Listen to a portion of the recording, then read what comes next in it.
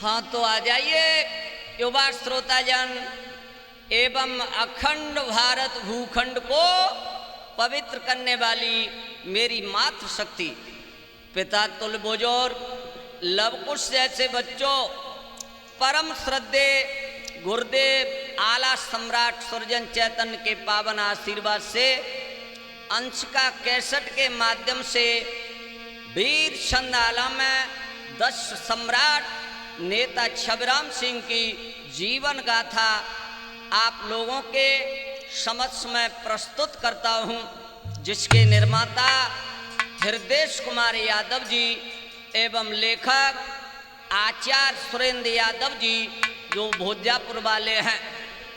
तो आ जाइए नौजवानों,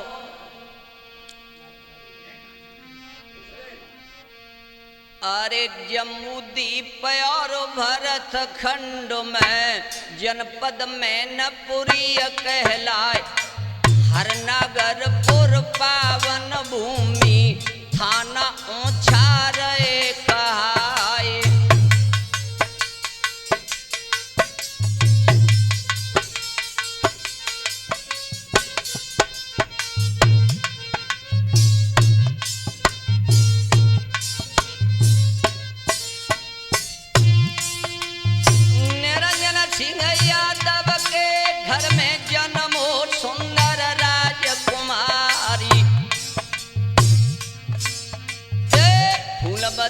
देवी ने जन्मो जाकी शोभा कही न जाई।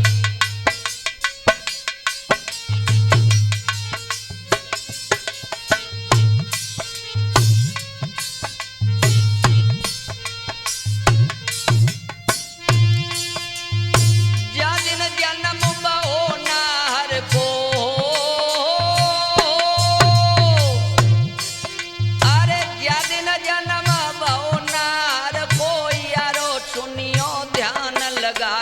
बजत तुम स्वर्ग लोक में देवता फूल रहे थे बरसाई।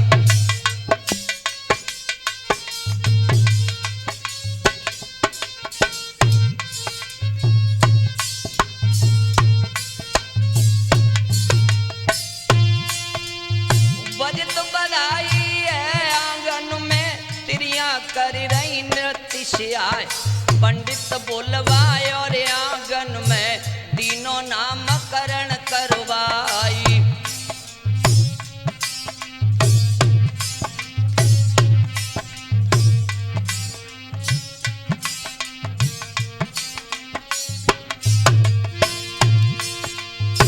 पत्र खोली पंडित जी ने तुरंत आई धैर्य बलाई गए, लगन आदि चौड़िया शादी मन में सो मेरी शारदा माई।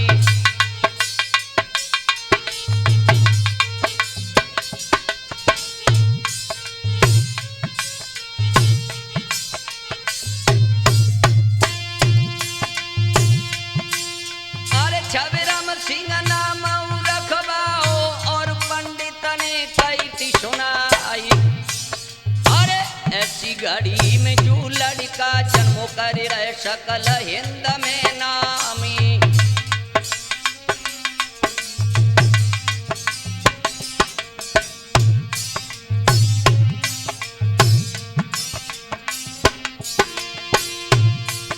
अरे निरंजन सिंह यादव खुश हुई के दो ब्राह्मण को दान से आए, सुंदर बेटा यादव कुल को सुरेंद्र यादव लिखे बनाई।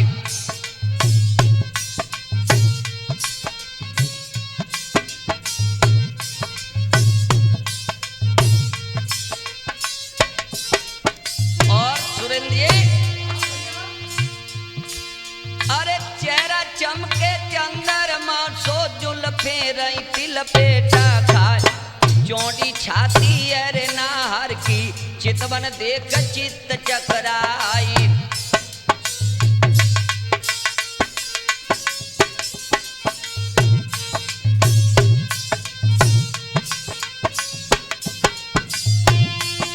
इधर भाइयों, जब छबराम सिंह 5 वर्ष के हो जाते हैं अरे भैया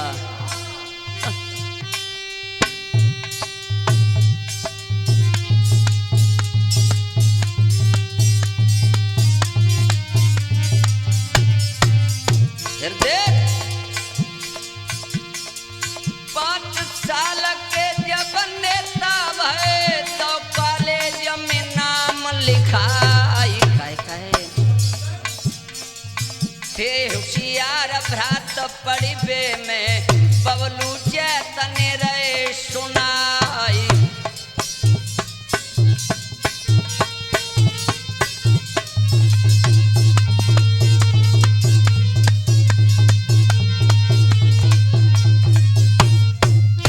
और क्या हुआ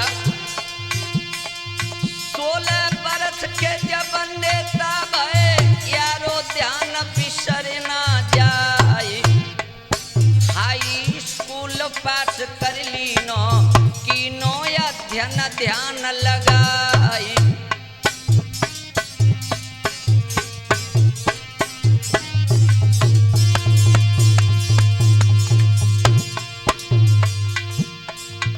अरे दीन गरीबन के हित मन में करते प्रेम हाथे छवि राम।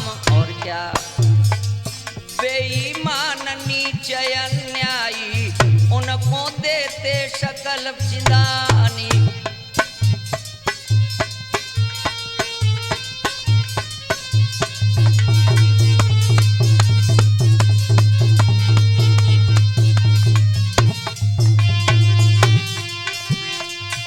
अरे थे उत्पाती रे बचपन में शंका करत काल की नाई।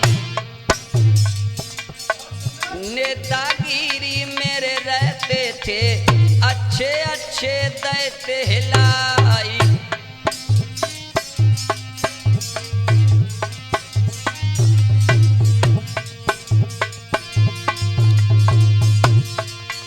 अरे रोज उड़ाने घर पे आवे तब बाबुल ने कई सुनाई। बहुत समझ आओ बाबुल ने बेटा मानो कई हमारी।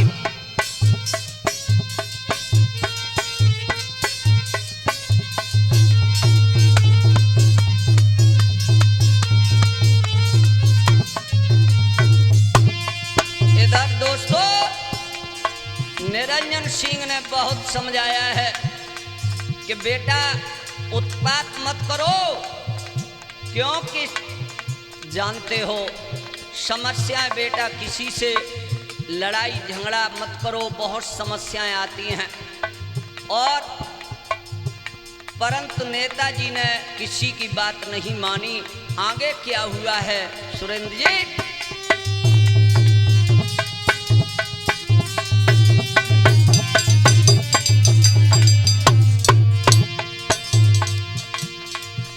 अरे भाई लड़ाई धीरे कॉलेज में ठाकुर जाति हते सरदारी। और क्या एक तरफ छवि राम अकेले दूसरी ओर रहते 10 यारी।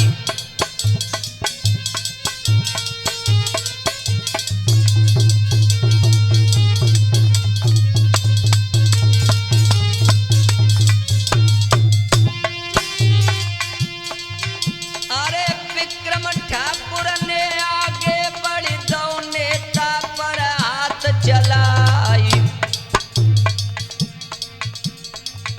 और फर्क नहीं अंग लगोरे नेता को और सरोसर गई तन छाई।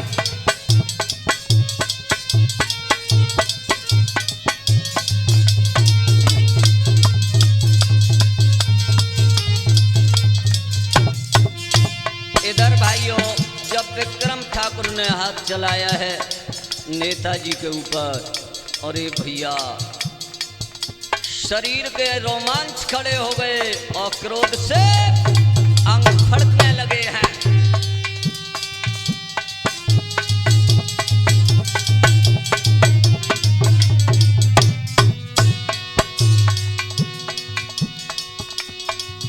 अरे काऊ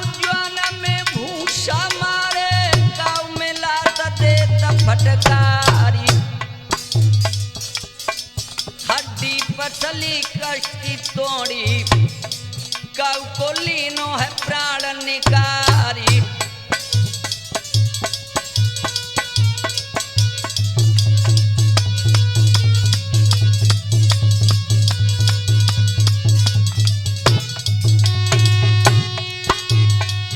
और पुलिस पकड़ लेता को ले गई, तीनों जेल बंद करवाई।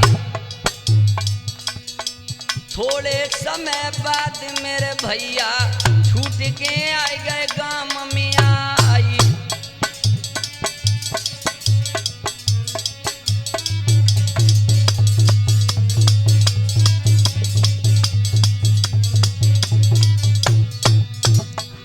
जब छूट के जेल से गांव में आए हैं, उधर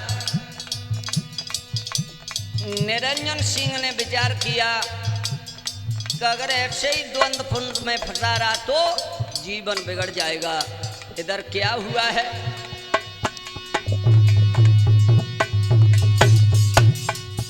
और शादी कर दी थी बेटा की, निरंजन सिंह पिता हरसाई।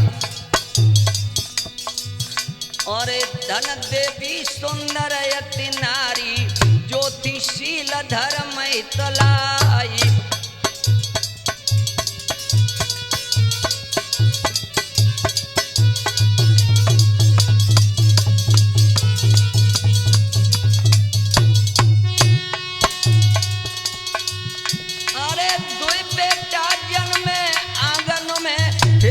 जन्मी थी सुकुमारी, और क्या, और मचो तहलका चारों ओरी, चौलंग हो बे जय जयकारी।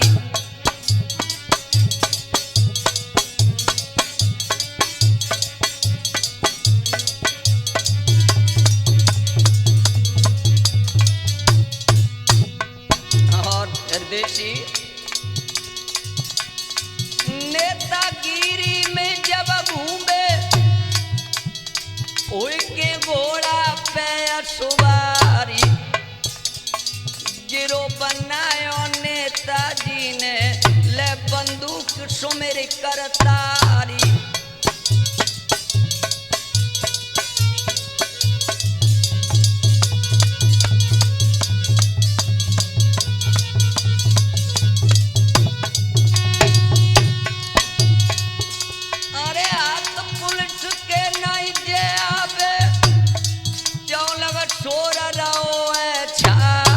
और क्या, अरे लूटी अमीरन को जे देखो, निदर कहीं रहते हैं जाई।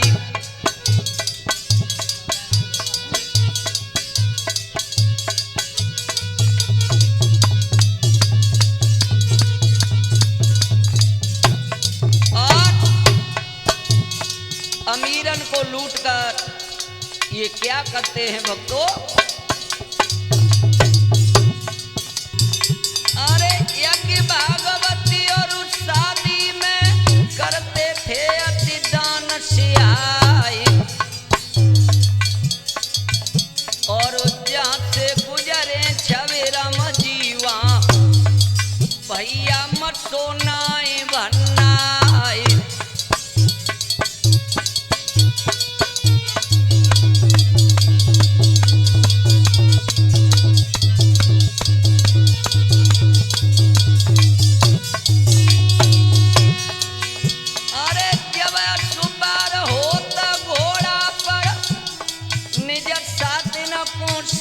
लिवाई,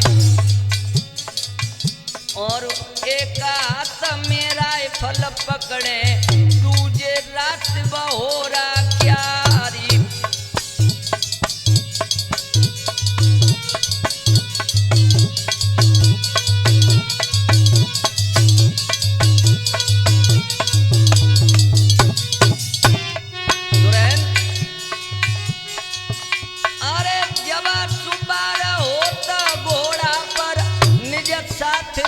संग लिवाई।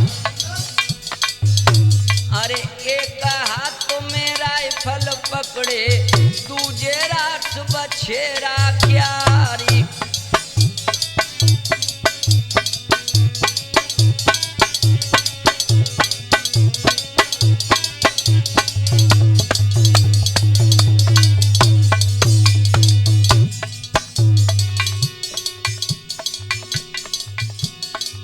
भैया होनहार बलवान प्रभु की लीला न्यारी है। सुरेंद्र होनहार बलवान प्रभु की लीला न्यारी है।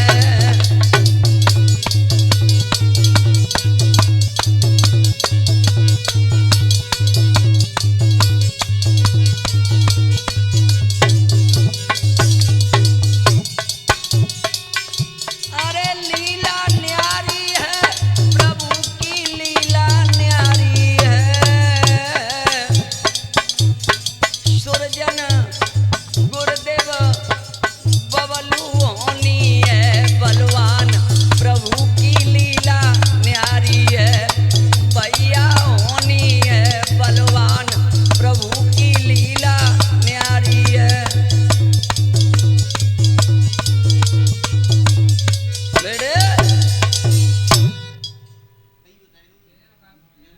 ध्यान रखना दोस्तों, जिस समय नेता छबराम सिंह जी अपने साथियों को लेकर अमीरों का धन लूटकर गरीबों में बांटने लगे, नेताजी ने मन में ठान लिया कि जब जिंदा हूं तब तक गरीबों के अन्याय और जो भी गरीबों के साथ दुष्ट कर्म करना चाहते हैं उन्हें दुनिया से मैं उठा लूँगा। ऐसा मेरा प्रण है, गरीबों के साथ अन्याय नहीं होने देंगे।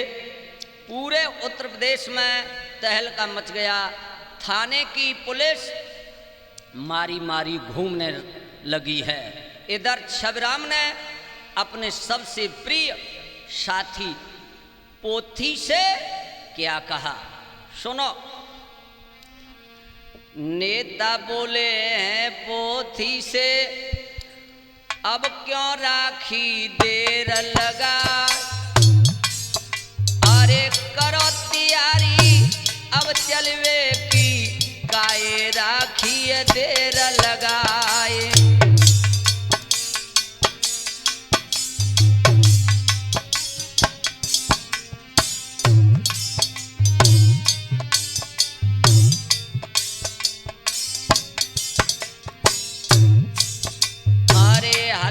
बोले दयो पोथी ने सब ज्वानन को संग लिवाए। फांदी सवार भौरे घोड़े न पे, राइफल हाथ लई गहराई।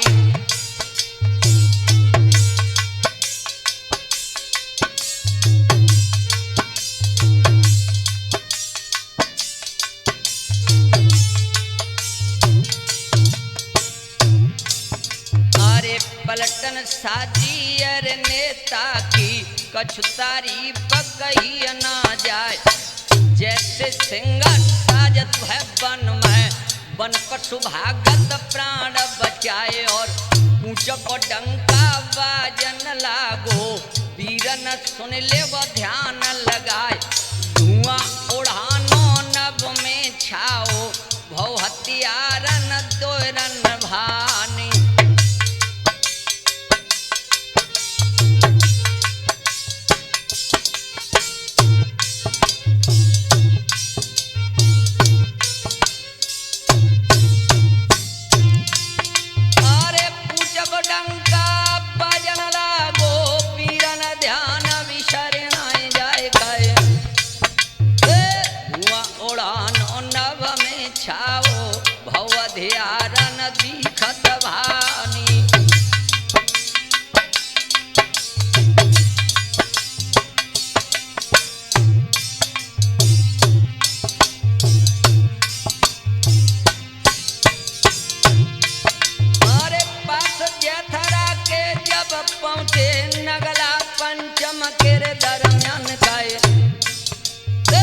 भगदड़ मची गई हरे नंगर में, सब जन भागत प्राण बचाई।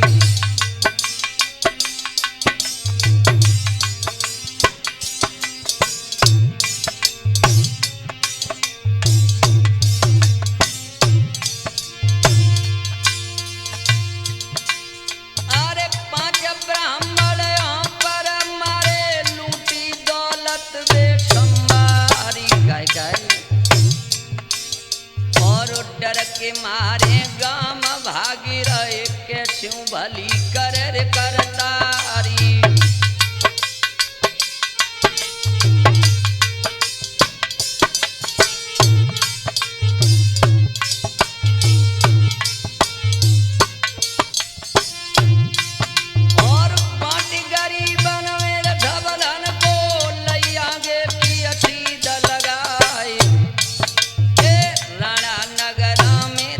पहुंचे वहां पर पुलिस पहुंच गई आई।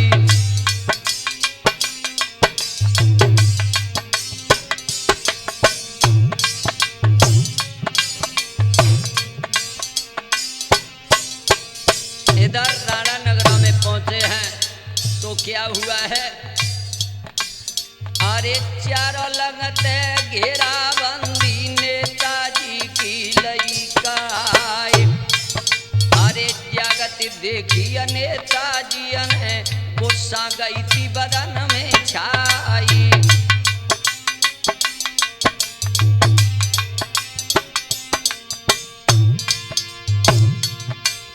और अस के हुक्म दयोर नेता ने देव पाजिन को मार भगाए। और जीवित से सब चेहरे नहीं कोई, सबको देव धरन गिराई।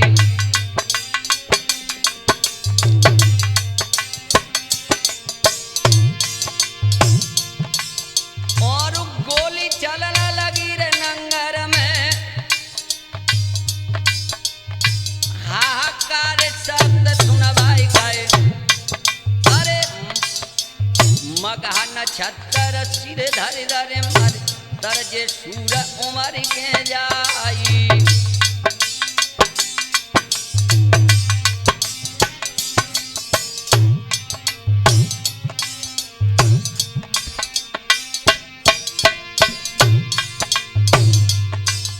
इधर नौजवान साथियों जब गोली चलने लगी है, अरे भैया वो दृश्य बदल गया। नेताजी को जब चारों तरफ से पुलिस ने घेराबंदी करके घेर लिया है, अरे दो ओर थे गोलियां छूटे, धुआं ना छोड़ गया वो तुम्हारा राय खाए। लागत गोली डगमग डोली, गोली निकले हक में जाई।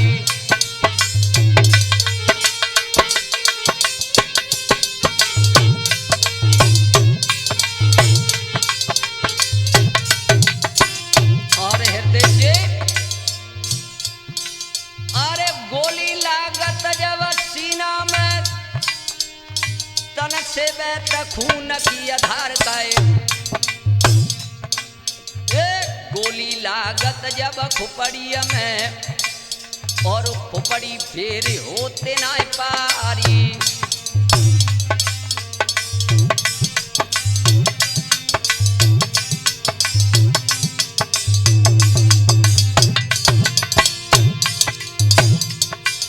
और 8 सिपाही वहां पर जूझे और कुछ हालत दिखाए। और 2 डाकू मर गए वहां पर हैं, उनकी नीति लाश उठाए। और कुछ बोले दया नेताजी ने पहुंचे जंगल में ते जाए। और दफन करो वहां पर साथिन को, सुरेंद्र यादव लिखे बनाई।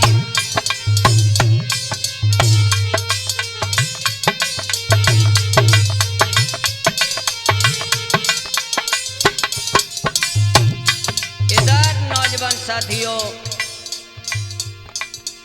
8 पुलिस वालों को मारने के बाद अपने गिरोह के साथ 2 साथियों की लाश लेकर एक वीरान जगह पर पहुंचकर अंतिम संस्कार किया है और लूट के लिए प्रस्थान करते हैं। अरे भैया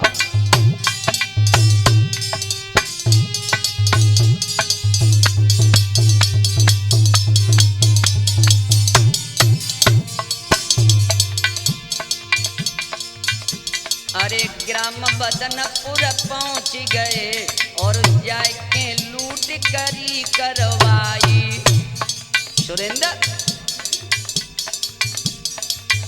उस घर में क्या रे मारी दे, सब घर दो है वीरान कराई।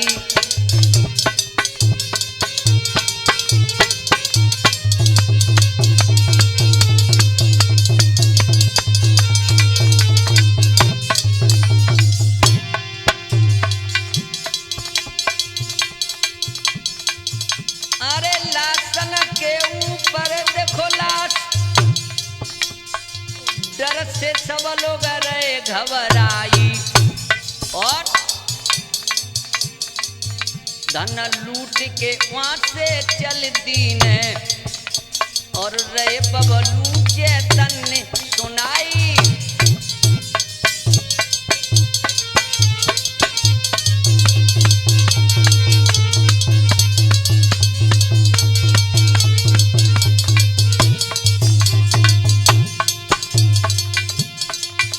अरे लूटी फेरी,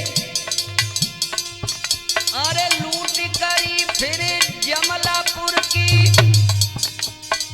यारो ध्यान बिसर ना जाए। भेष बदल करके डकैती, नाई पुलिस से का पहचानी।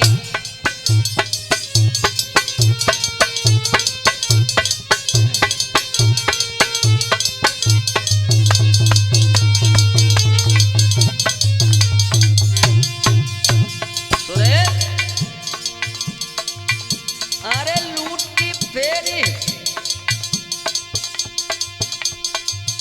अरे लूट करी फिर जमलापुर की, यारो सुनियो ध्यान लगाई। भेष बदल करके तो डकैती, भेष बदल कर डकैती डालते थे। अरे भेष बदल करें जे डकैती, नाई पुलिस सके पहचाने।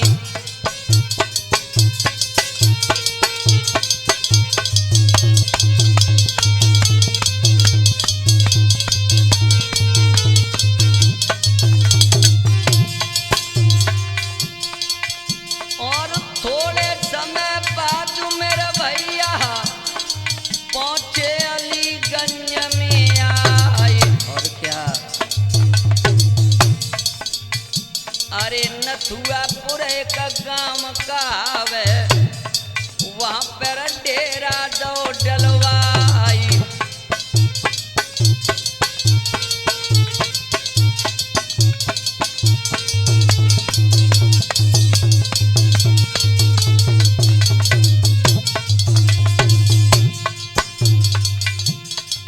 पहुंची खबर जाई थाने में, तुरंत ही पुलिस भई तैयारी।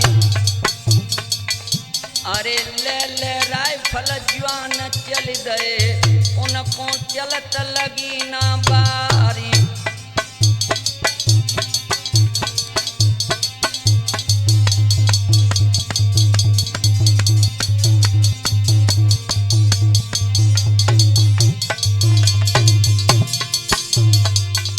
और गोली चलने लगी नेता से, वही नथुआपुर मैदान। अरे 24 घंटा गोली बाजी, ना कोई हटो छोड़े मैदान।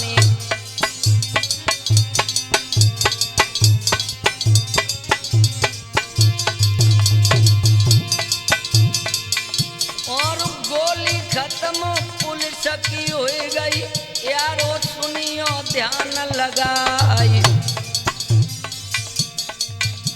अरे डाकू डट गए वा मूर्छा में, कर रहे गोली न की भरमारी।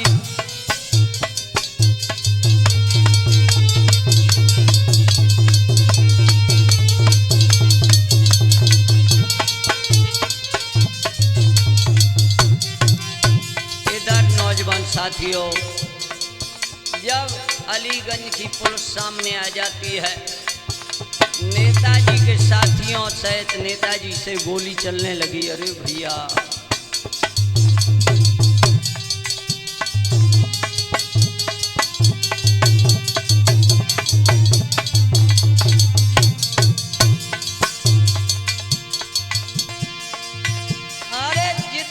सिपाही तेरे खेतन में सबने दीने प्राण गमाई। और क्या अरे लूटी कर लई नथुआपुर की वापिस पूछ दो करवाई।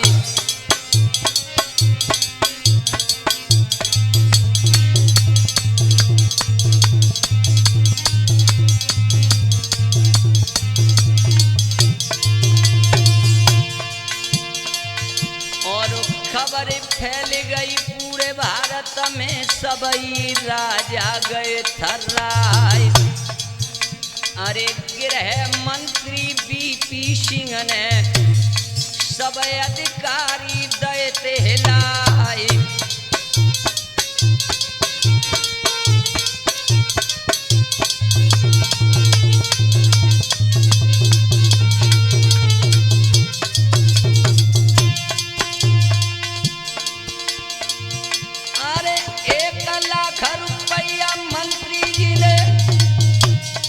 नेताजी पर दयो रखवाई।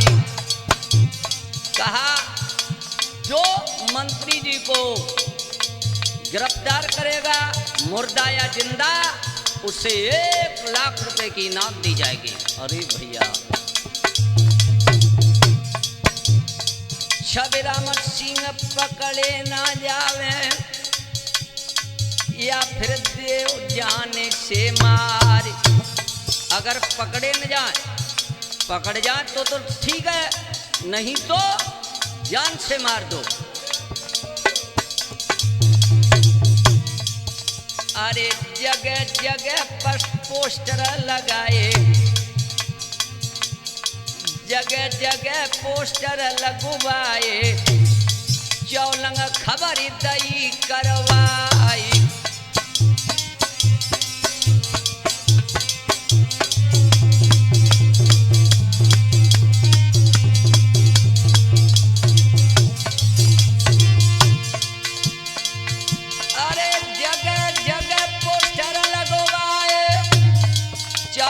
खबरी दई करवाई और चारों ओरी पुलिस घूम रही, मर्दो सुन ले वो ध्यान लगाई।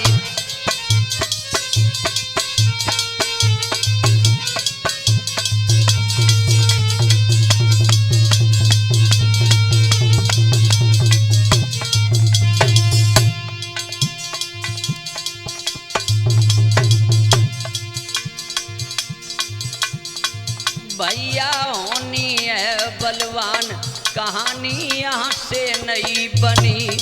सुरेंद्र होनी है बलवान, कहानी यहाँ से नहीं बनी।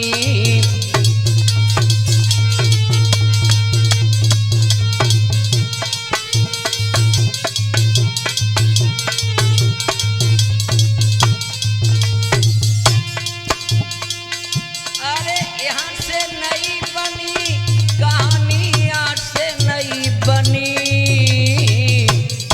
बबलू हृदय सोनू होनी है बलवान, कहानी यहाँ से नहीं बनी।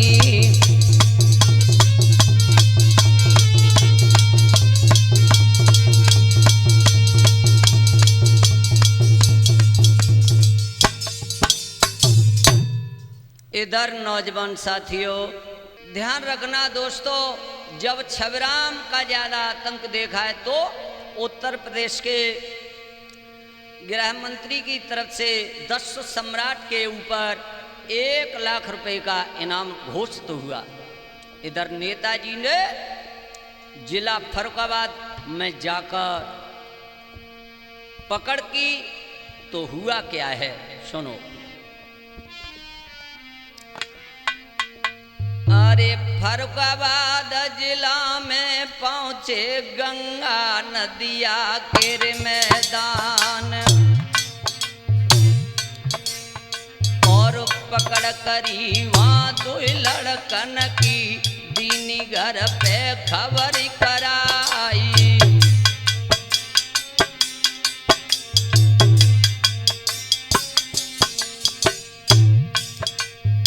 रकम फिरौती की रे जब मांगी उन दीनी पुलिस भेजाई। जिस समय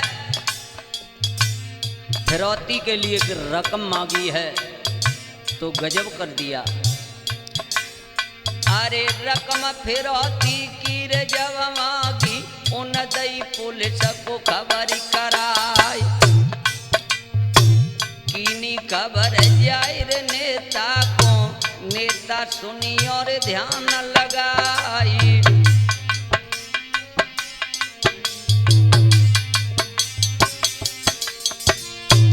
इधर नौजवानों छबराम सिंह के पास खबर भिजवाई के फिरौती थाना कंपिल में होगी। अरे भैया क्या हुआ है सुरेंद्र जी?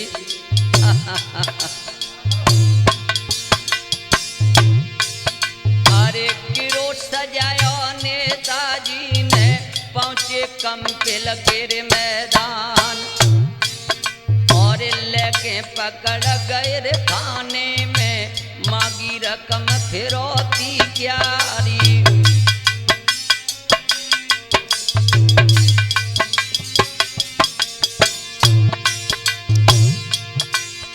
अरे तब इंस्पेक्टर सिकेरे बोला छबराम से तो कई सुनाई। जाला हमारे मेरे तुम फंस गए कैसे कूद के हो बापारी।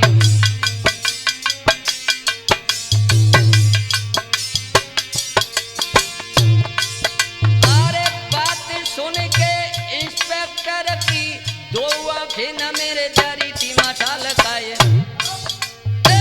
दोनों बेटा करे सामान है दई बोलन की झाड़ी लगाई।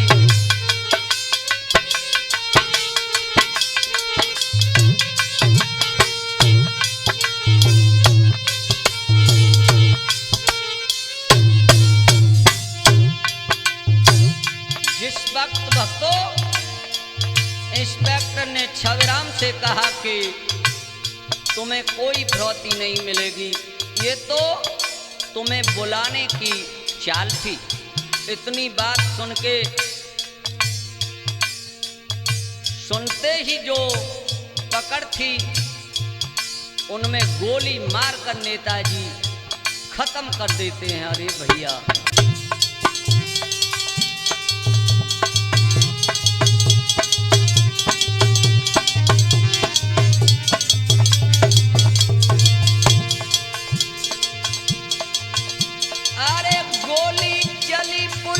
थाने में बाई कंपिल के मैदान मार धाड़ करके नेताजी तुरंत ही दई है पूछ कराई।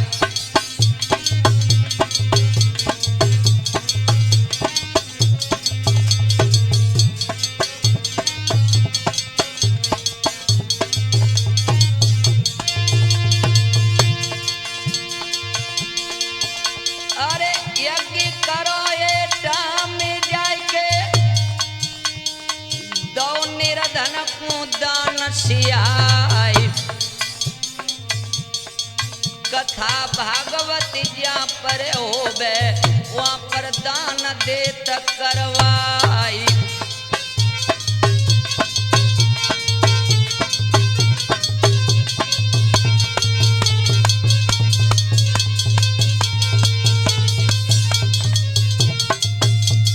और हृदय से अरे दीन गरीबन की जो बेटी कुआरी घर में रही दिखाई। बिन पैसा रे भई न सगाई नाई से जपिया लख पाई।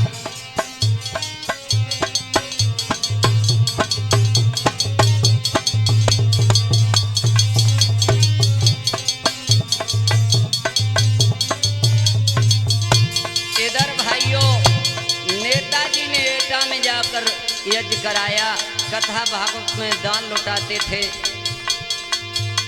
और गरीबों की बेटियों की शादी करवाते थे।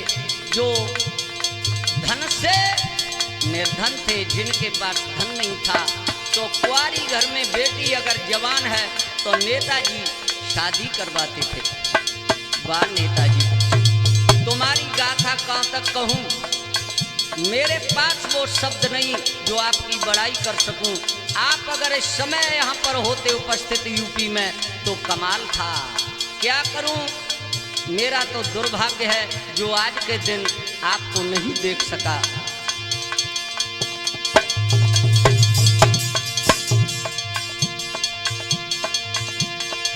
आत्मसमर्पण की इच्छा भई, सुरेंद्र यादव लिखे बनाई, शादी करवाई बहनों की, तन मन पूरे पैर फियाई।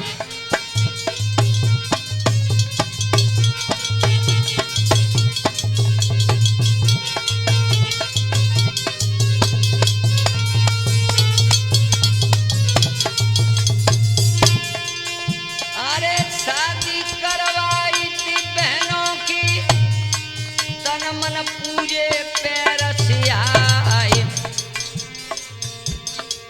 होनहार सो हुई के रहे, जो विधना ने लिखी बनाए।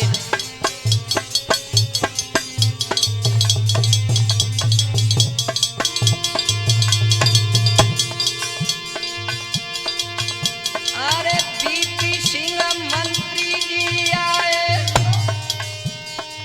जनपद मैनपुरी रे दरमियान। और क्या, नेताजी जब यहाँ पर पहुँचे, अधिक भीड़ कहीं ना जाए।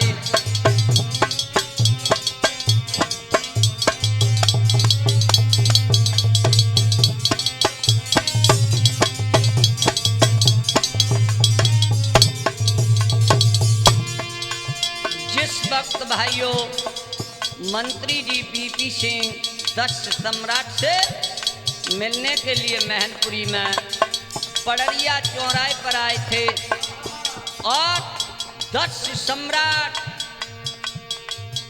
वहां पर जब मिलने गए थे, अरे भैया वहां की बात ही क्या थी। 10 सम्राट की कुछ मांगे थी, वो क्या मांगे हैं।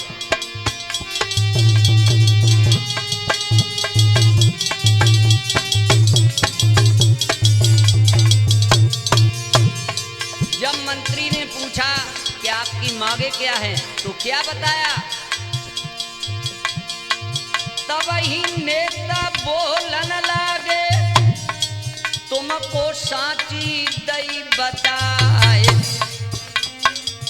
एक मील कोई न बनवाओ, जिसमें गरीबों सके कमाए।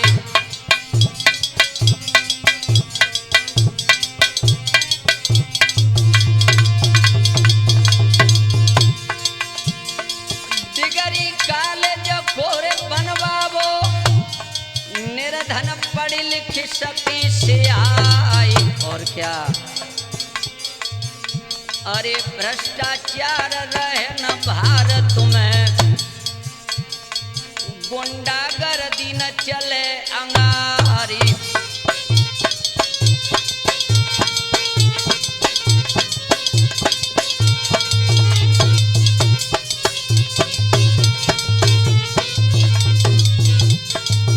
नेताजी ने खुले शब्दों में कहा, सुरेंद्र जी कि मेरी आत्म इच्छा है कि यहाँ पर एक मील खुलवाया जाए, गरीब बच्चे उसमें मेहनत मजदूरी कर सकें, और एक डिग्री कॉलेज तैयार किया जाए जिसमें बच्चे पढ़ लिख कर आगे नौकरी कर सकें। नहीं तो घर घर में छगराम पैदा हो जाएंगे। अरे भैया,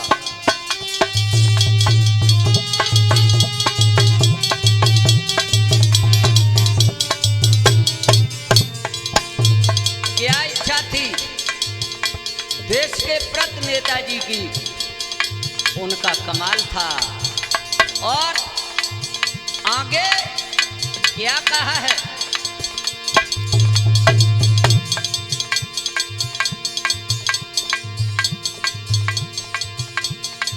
ये मांगे मेरी पूरी कर दे तो हम माने बात तुम्हारी। अगर ये मांगे पूरी कर दोगे तो हम तुम्हारी बात मानेंगे। इतनी कह के नेताजी ने तुरंत ही कूच दो करवाई।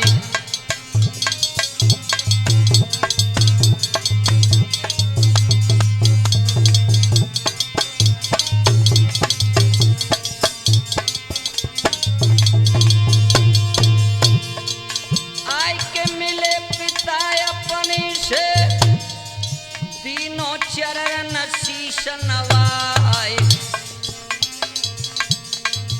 आशीर्वाद लयो रे बाबुल से शामिल भय ते गिरो में जाए।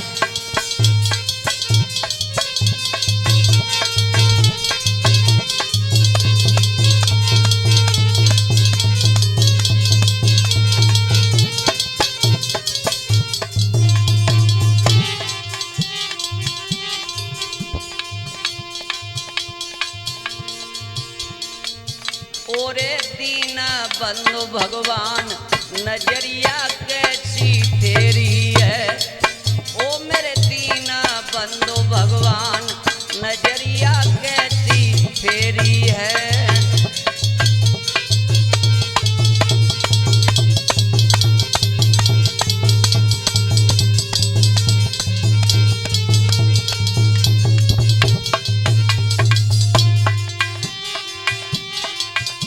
अरे कैसी फेरी है नजरिया कैसी फेरी है रे नजरिया कैसी फेरी है। ओ मेरे दीना बंधु भगवान नजरिया कैसी फेरी है। बेड़े दोस्तों, जिस समय नेता छवराम सिंह पड़रिया चौराहे पर जनपद मैनपुरी में मंत्री बीपी सिंह से मिले हैं और खुले शब्दों में कहा कि अगर आप मुझे फिर से समाज में वापस लाना चाहते हैं तो मेरी 2 शर्तें हैं। इस पड़रिया चौराहे पर कोई मिल खुलवाया जाए और एक अच्छा कॉलेज जिसमें बच्चे पढ़ सकें। अरे भैया, पढ़ लिख कर अपने आप को धन्य बनाए, अच्छी मान प्रतिष्ठा समाज में पाकर कोई अच्छी नौकरी कर सकें। उसके बाद अपने पिता से मिले हैं और पिता से आशीर्वाद लेकर कैसे प्रस्थान किया है। ध्यान दें बेटी रुचि, किस प्रकार आगे चले हैं। नेताजी से आज्ञा लेकर जब भूरा जिस समय अपने गांव बल्लमपुर में पहुंचा है, अरे भैया जाके पहुंचे बल्लमपुर में, सुरेंद्र लिख रहे छंद बनाए। देखे मुरारी की रे बेटिन को कामी गिरो मूर्छा खाए।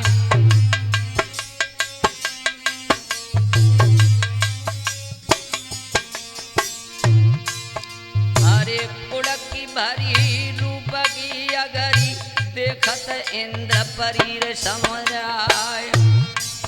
लला सुरेन अरे कुड़की भरी रे रूप की अगरी देखत इंद्र परीर शरमाए। कटीले बड़े छबीले, भ्रकुटी इंद्र धनुष नहारी।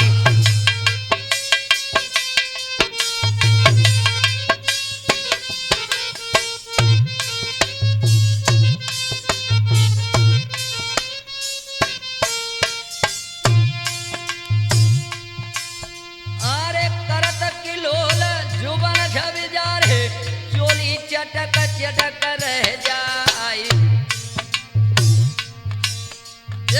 पतली कमर लचपटी बैया, जंगा केला चिरे उनारी।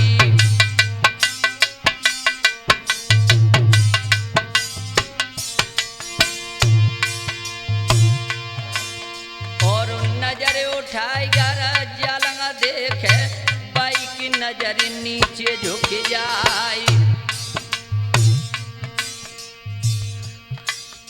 अरे नजर उठाई के जो देखत है, तुरंत ही नर नीचे रे झुक जाई। अरे तू छवि लिया नकी बेटी, मर दो ध्यान बिसर ना जाई।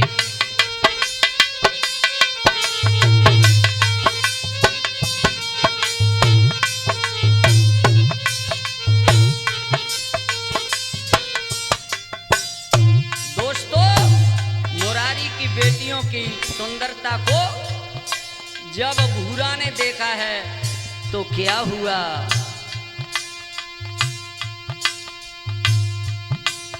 अरे सूरत देखी जब दोनों की, भूरा गिरो आया जुगत खाए खाए।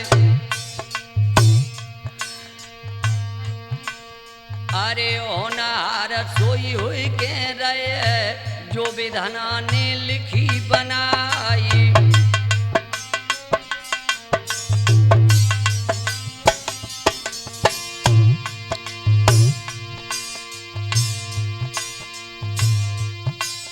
जब सूरत गोरी की देखी है, तब भूरा ने कई सुनाई। कहे तुम्हारी चाहत मेरे हम आए, हमको लीजो गले लगाई।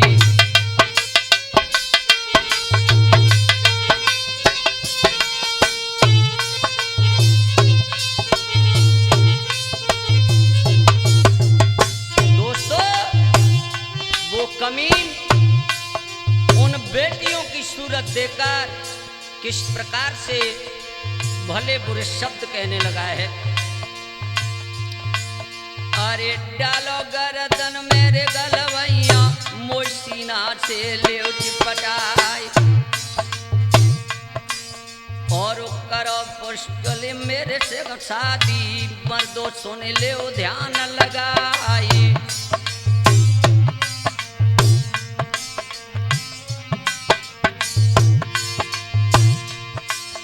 अरे हाथ जोड़ के चंद्रकांता,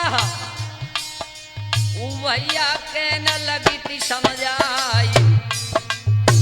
एक न मानी अरे भूरा की, मर्दो ध्यान बिसर ना जाई।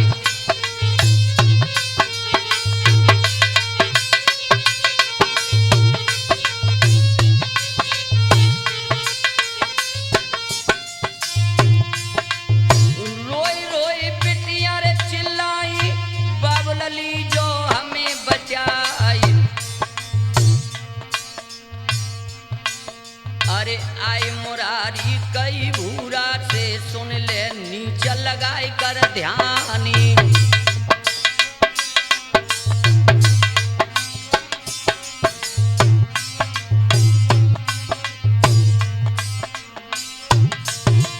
इधर भाइयों मुरारी ने कहा, अरे नीच पापी, मेरी बेटी को छोड़ दे।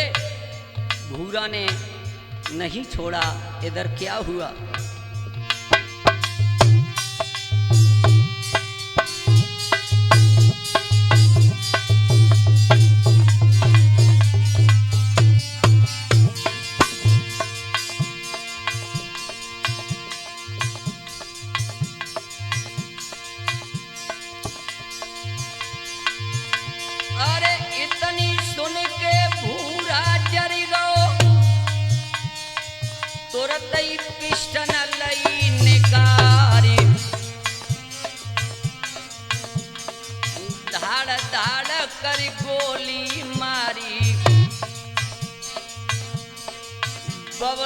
चैतन्य रहे सुनाई।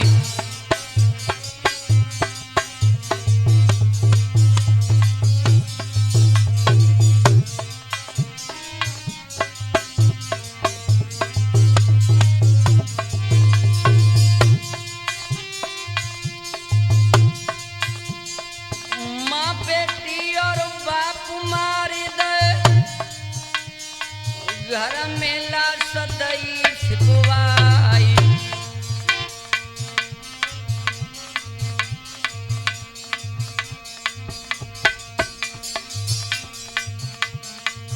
ओ माँ लड़की से फिर बोलो गोरी सुन ले वो ध्यान लगाई।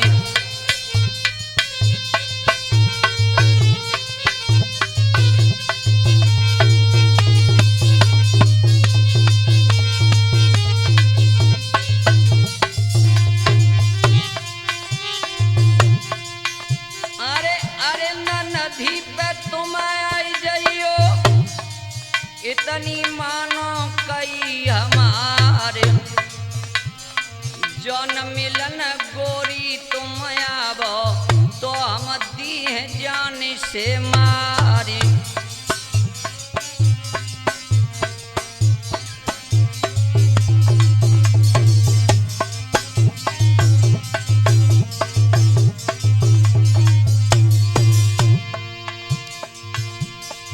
इतनी कहते पापी भूरा तुरत ही घोड़ा भयो सवारी।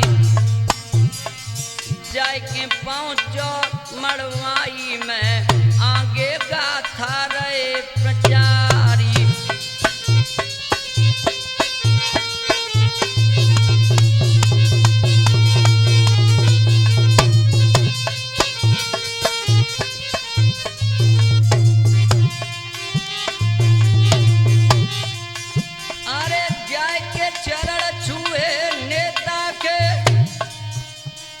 पहुँचे कथा मध्य में जाए और तीनों दान कहाँ कैच कह दे पहुँचे मधुर्य के घर जाए।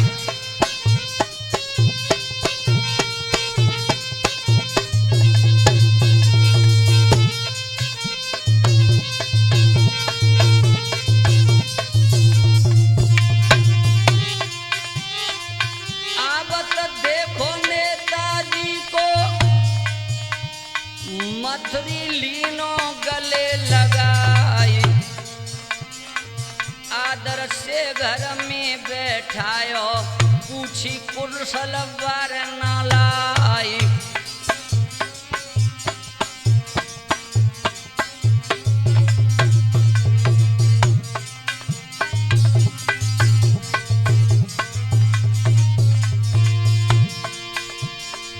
दूध मंगाया में जहर मिलाई। अरे पकड़ो दूध हाथ नेता ने सन्मुख छींक तड़ा को खाई।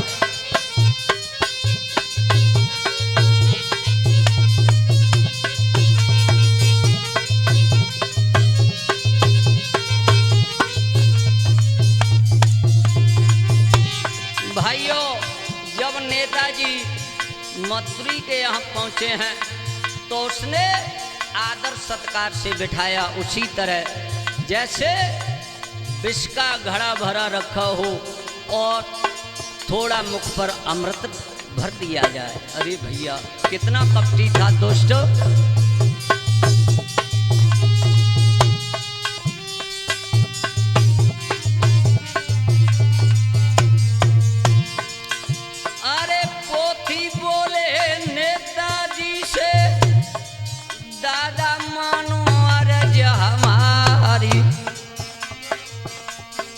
छींकर सामने तुम्हारे हो गई अब ना पियो दूध कुआं जी।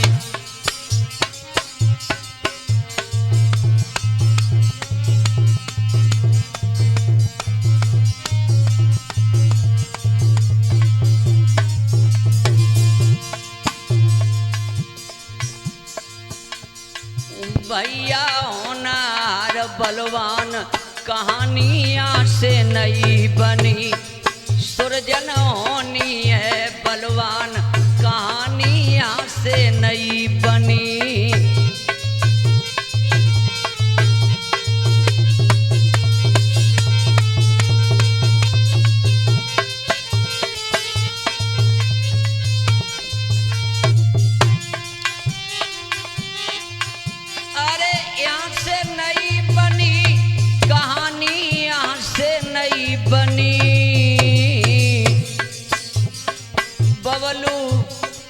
बेटी रुचि होनी है बलवान कहानी यहाँ से नहीं बनी।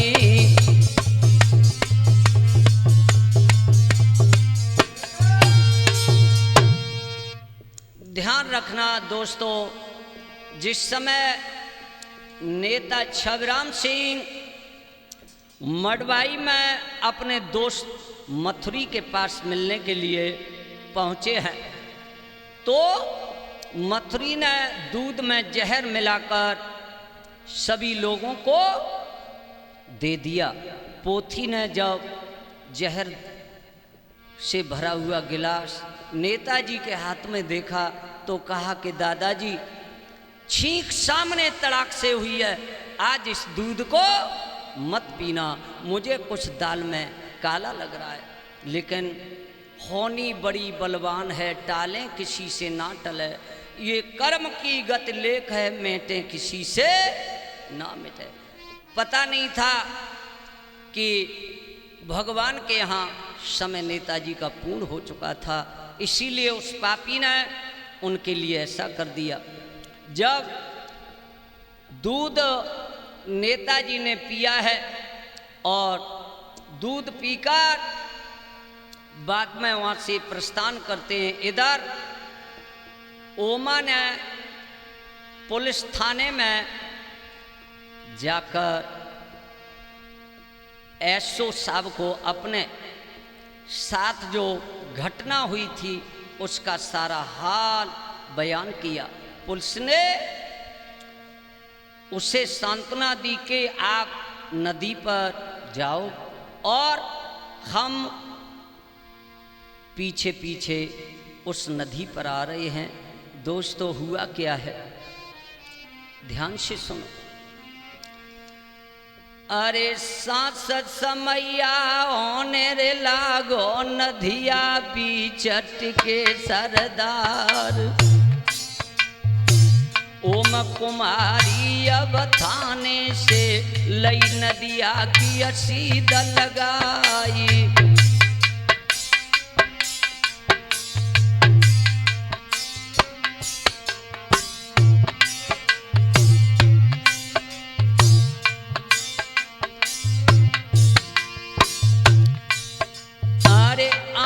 बारे बारे रोबे जरे जरे कर कर याद कुटुम किया जाए,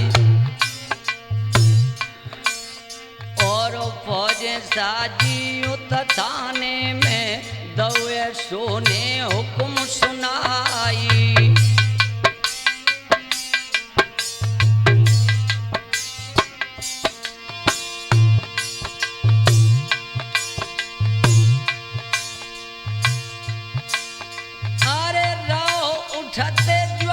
सजे हैं कर मेरा फल लईती उठाई, और चारों ओर घेर नदिया को तुरत ही दई अज्ञान कराई।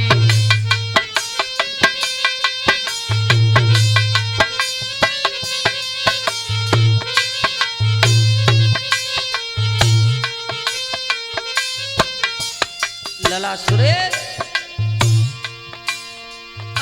रेप उठते ज्वाना सजे हैं कर मेरा फल लईती लगाए काए, चारों ओर घेर नदिया को तुरत ही दई आवाज लगाई।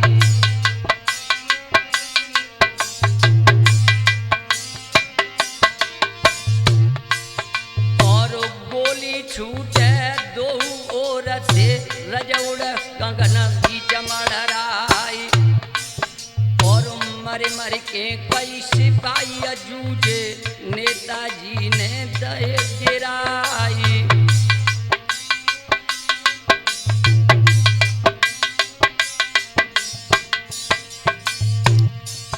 अरे आधी रात ओन को आई तन में जहरा असर दिखलाई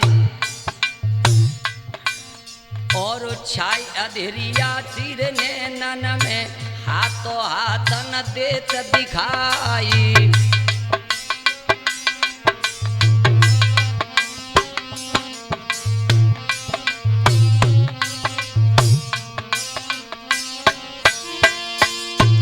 दोस्तों, जिस समय नेताजी के सभी साथियों को दूध में जहर पीने के कारण सारे शरीर में जहर फैल गया।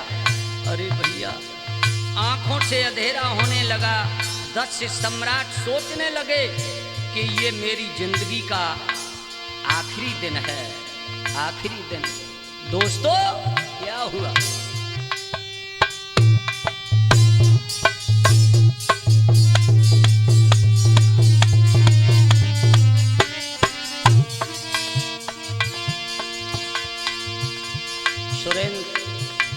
नेताजी अपने आप को धिक्कारने लगे कि आखिर मेरे साथ क्या हो गया।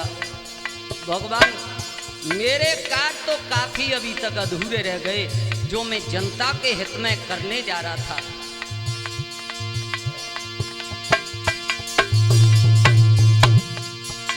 अरे आए बेहोशी गई रे नेता को सिर पे काल रहो तो मड़राई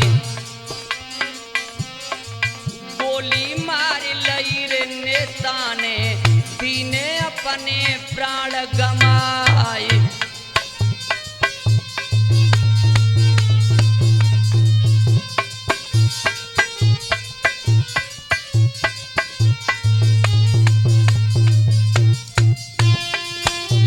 दोस्तों, नेताजी को जब बेहोशी आई तो कहा कि हम दुश्मनों के हाथ से नहीं मरेंगे। और ये सत्य है कि वीर कभी दुश्मन की गोली से नहीं मरता। स्वयं गोली मारकर प्राणों की हत्या कर ली, स्वयं प्राण को गंवा दिया और वीर गति के लिए प्रस्थान किया। जितने साथी तेरे नेता के मारे गए थे समर में जाए। अरे भोर भोरा रो तब तक हुई गो यारो ध्यान बिसर ना जाए।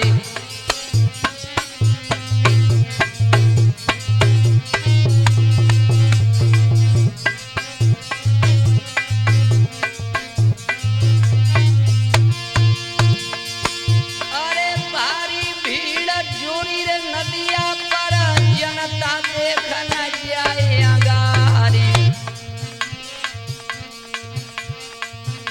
अरे धोने धोने जैसे बाबर शेर को सब इसी तो रहे थे झुकाए।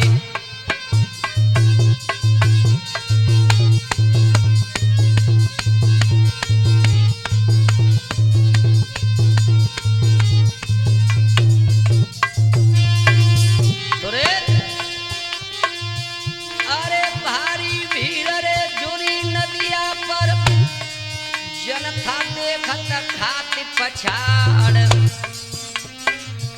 अरे धन धने सिर बबर शेर को कर दई माँ की कोखी उजारी।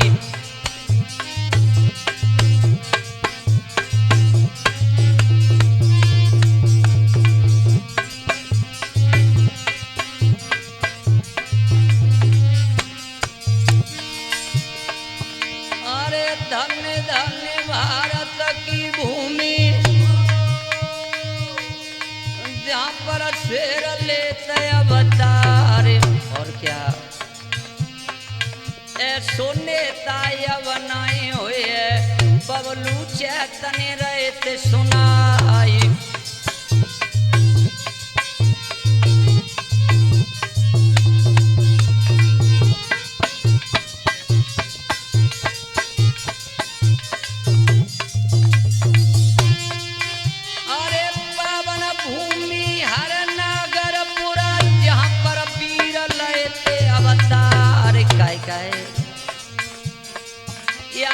वंश अंश के नेता कर दो सकल हिंद में नाम।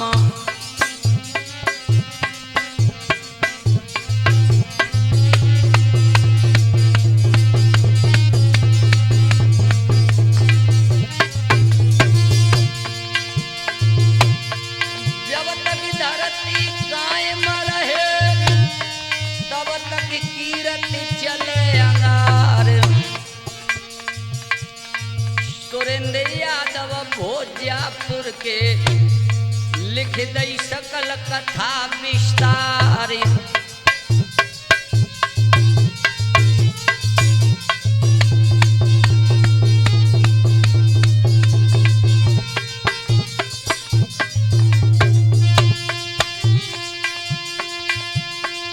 बबलू चैतन्य नगला सुजान के सुंदर गाथा दई सुनाई।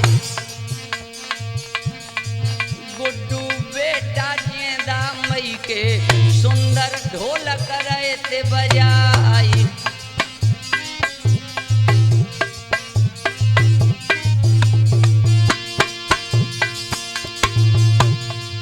कल्लू बेटा नगला धनी के सुंदर चिमटा रहे चटकाई। जेपी बेटा गेंदा मई के सुंदर घड़ा रहे खनकाई।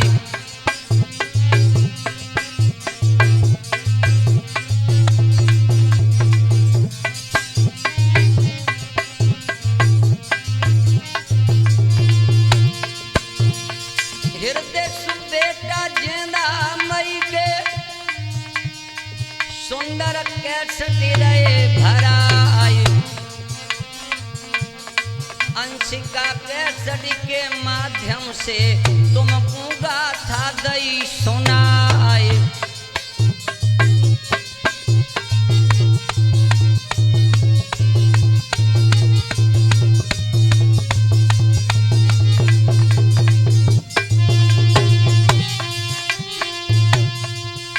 अरे रुचि किशोरी कुशमरा वाली बेटिया ही अनु बैठ गई आए। संग में न के बाबुल आए सुंदर सूरत दई दिखाई।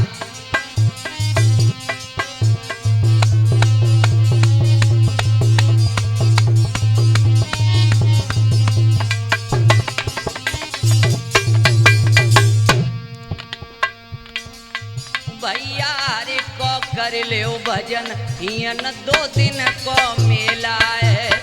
तुम सवार को करियो भजन हियन